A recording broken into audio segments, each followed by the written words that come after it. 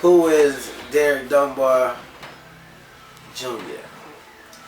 I am an artist, publisher, CEO, son, father, strive to be the best regardless of my struggles, regardless of how far I done fail. I still strive to go further. I'm just somebody that just gotta drive, you know, just keep going, push hard. That's just who Derrick B.Dunbar Jr. is, you know. Represent everything. We're pretty much the struggle for it. You know, they said you couldn't do it and you can, you know, achieve anything. So, born in Charlotte, North Carolina, Charlotte Memorial, North Carolina, America. I went to Berry Hill, I grew elementary. I went to Sedgefield Elementary. I went to Kennedy Middle School. I went to West Meck High School. I went to Olympic High School. I was kind of a class clown, but I did my homework and stuff. High school, I pretty much got into the street life, so I would go to school, but I had a reputation, you know what I'm saying, for being, you know, a bad guy, quote unquote, you know what I'm saying, because I did, you know, a lot of things in the street, you know what I'm saying, but I was a B, I said B minus, you know what I'm saying. I could have did better, you know what I'm saying, but my intention was in the street, you know, real talk. I grew up in the 90s era, so I listened to everything. I'm from Charlotte, North Carolina, so we basically got everything and we adapted to everything, far up north, down south, east coast, west coast, whatever you want to call it. Everything around us, we adapted to. So we basically, the first rap we was really introduced was up north, you know what I'm saying? But as I got older, down south started to come out, west coast started to come out, so everybody is doing their own thing with this culture that they call hip hop.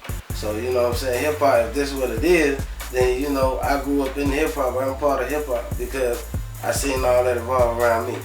And the way I do my music is I bring all that, far to north, to south, to east, to west, it's all in one because I grew up, I am hip hop, that's what it is. My childhood was straight, but I'm the middle child, so, you know, I broke all the rules, I took all the ass whoopings.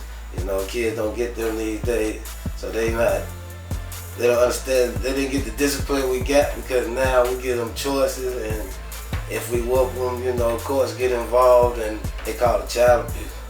It wasn't child abuse in my days. I got hit with that drop cool, I got hit with that bell, you know what I'm saying? But me being me, because I'm the middle child, I always went against the grain, you know what I'm saying? So growing up, you might can say, you go this way, you'll mess up, but if you took 3-4 steps, and I take the same 3 steps, but I jump one and make another step, then I didn't actually do what you did, so how could I mess up, or how could I be going through that same route that you is? And they tell you that at school that it's only one answer, but you can ask 100 people one question and get a different answer. So the first CD I ever bought with my own money was a No Limit CD, like, that's real talk, No Limit. Master P killed the game's first black CEO that I seen far as independent game, kill it major. And, you know, then Cash Money and everybody else now doing the thing. You know, it's like a trend for the South. It's been 12 years since I left the streets, you know. I, you know, what they call corporate thug now, you know what I'm saying? Because I know both sides, I know the struggle. I know about the coming up, paying for this, not having this for that, sacrificing to pay that, to pay this, you know what I'm saying? And I had a business mindset from being in the streets hustling, you know what I'm saying? You're a CEO because you got your own pack, so, you know, I stay moving my own packs, you know, that's why I say in my music, you know, I don't be saying it to glorify the game or the dope life or whatever. I say it because I came from it. So in layman's terms, I break it down to my fans or to people to understand what I'm saying, because if it's the pack, it's my music, you know what I'm saying? That's what I say in my music. That's how you get the understanding of Carolina Black, because it brings the truth and everything behind it. Because if you look at my background, I have done it.